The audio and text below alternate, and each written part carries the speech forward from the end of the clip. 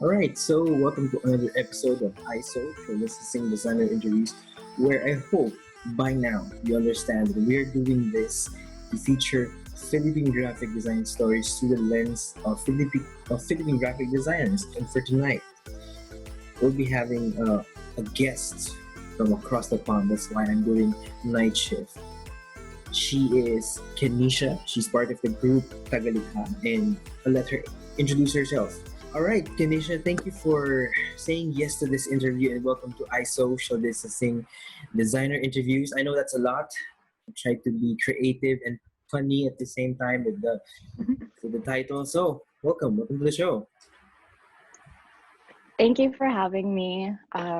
I know it's late over there, so thank you for taking the time out of your day to set this No, up. no, it's fine. Yeah. I'd like to really adjust to your time, of course. And first, I'd like to ask, can you introduce yourself for our viewers? Yeah, so hi everybody. My name is Kenisha Rullan. I am a graphic designer and an illustrator, and I currently live in New York City, so that's why it's daytime here and it's nighttime over there in Dustin's I know. screen. But yeah, so that's what I am and that's what I do. I currently work at a creative agency called Droga 5 as a junior designer. I also freelance on the side, and I do this thing with a couple of friends of mine called Tagalikha, where we created this platform to showcase Filipino creativity and highlight other Filipino creatives' work and just champion that. So that the reason for this interview is because I really wanted to zoom in to Tagalikha because I think it has been a year where we corresponded through Instagram. I mean, social media has done wonders in terms of connecting people, and I pretty much see that we have the same goals. Your mission and vision really resonates with me so much. But my question is, how did you came up with Tagalikha? Or Yeah, so it all started maybe, I don't know how long it's been now, maybe 2 or 3 years really.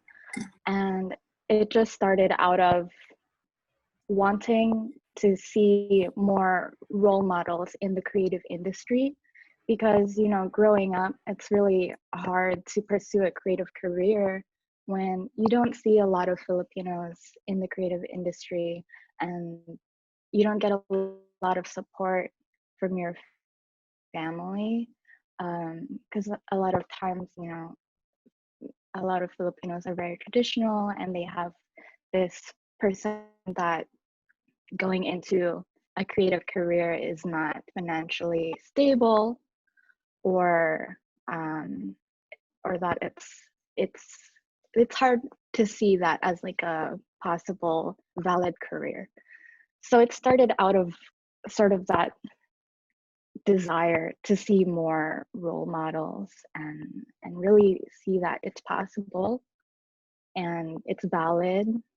um, yeah, and we also just wanted to have one platform where we can share our stories because we have a very unique perspective, and just celebrate everybody's work because there's so much creative talent in the Filipino community.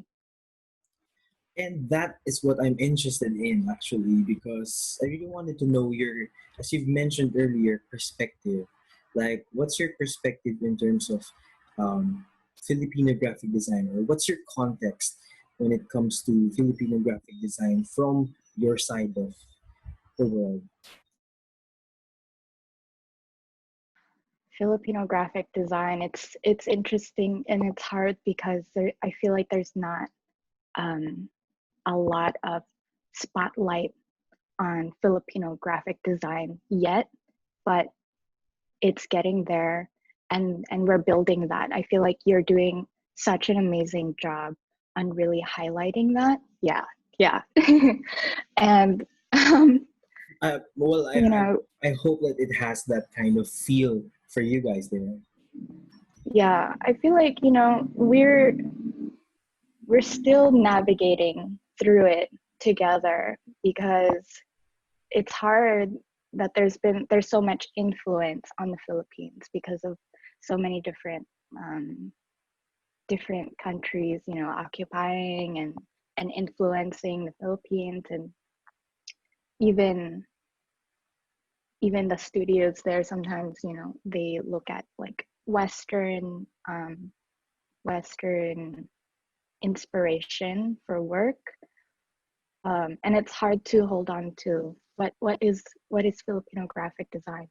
But I think, you know, all of this influence makes up Filipino graphic design. That's just who we are and who we've come to be.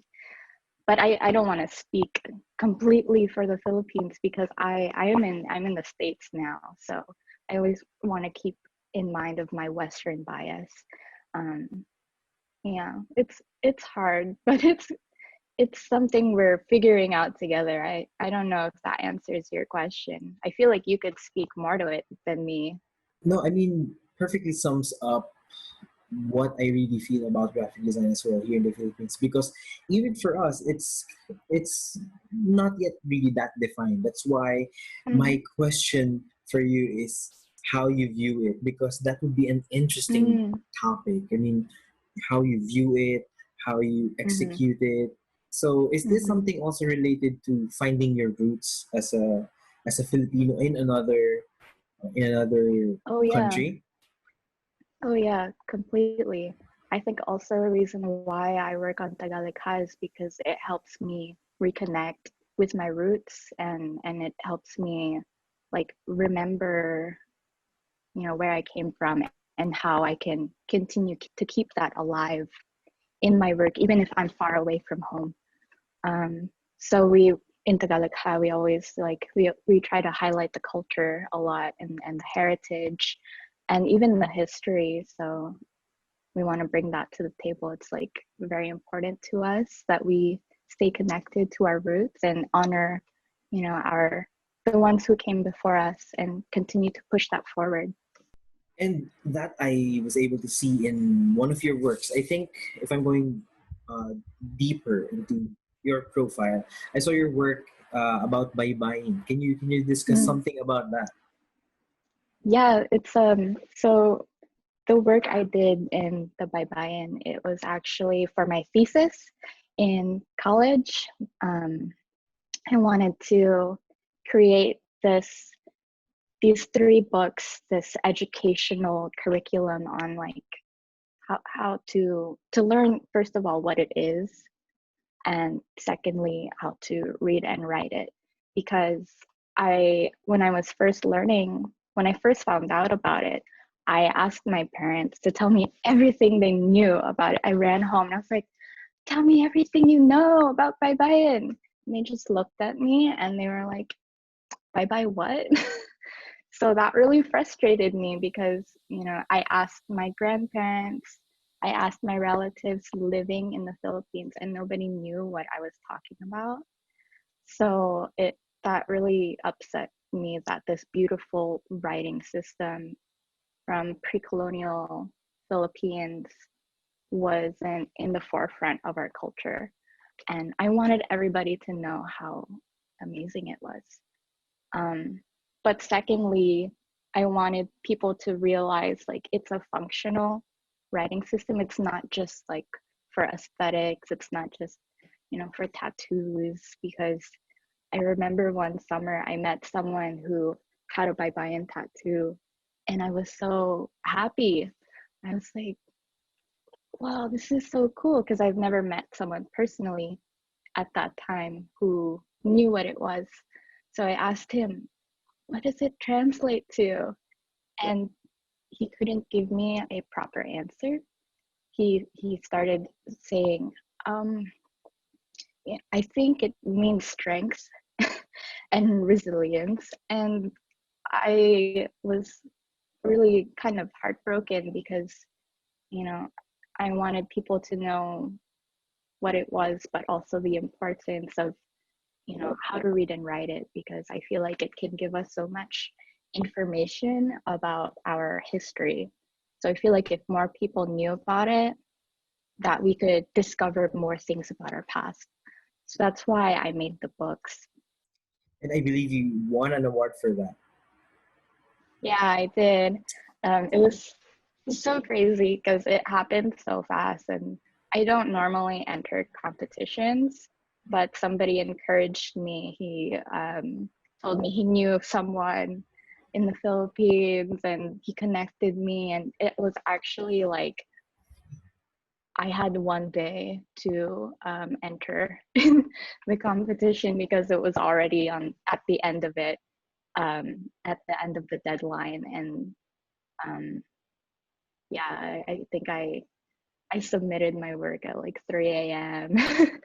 and then I found out it won both gold and black, which is that's an award that has never been given to students, I think. So that really, I didn't realize that at first, and that blew my mind because it made it, made me remember that this work is important, and people are yearning for it. So for that. I mean, I was surprised when I saw your work winning an award. I was like, wait a minute, I was just talking to this person and now she's winning awards. That is very surprising. But I'm really happy. You know what? I'm really happy for you. But I don't want to take much of your time because I think you're just starting your day there, if not mistaken. So here's my last question. So how can you say, in your opinion, that we actually made it already in the scene, like the Filipino graphic design? What do you want to see more in terms of design from this community? Yeah, so there's so many people who are, bringing Filipino graphic design to the forefront, and I think just continuing to push it forward and collaborating with each other from all over the world is so important because there is a big Filipino diaspora, I think is the word, and we're all connected by our culture and our history.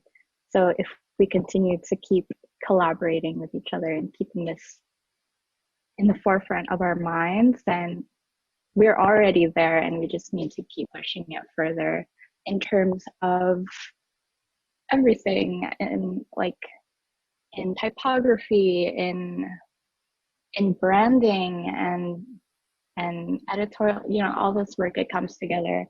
And I think we really need to be intentional about building it. Yeah, like I mean that we should be active and really working together to define what Filipino graphic design is, because other major cities do that. Like New York City was very intentional about making it what it is today. So I feel like we should do that as well for Filipino graphic design.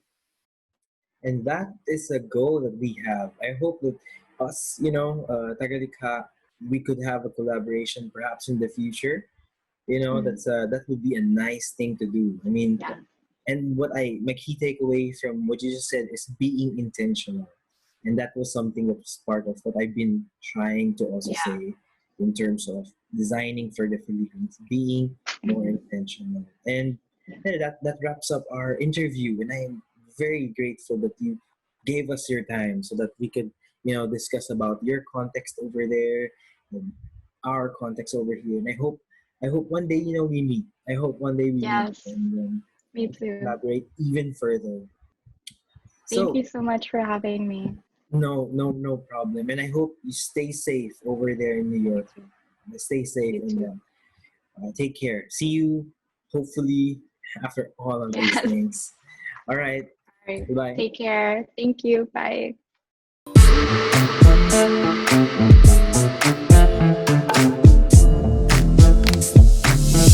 Hey, thanks for tuning here at SAW.DESIGN PH, and we hope you enjoyed this episode of 𝐼SO.DESIGN Designer Interviews. Our goal is telling Philippine graphic design stories. If you'd like more content like this, how about clicking the subscribe button here? I think it's here, so you get more video resources about graphic design. And we're expecting to see you watching again here at 𝐼SO.DESIGN PH.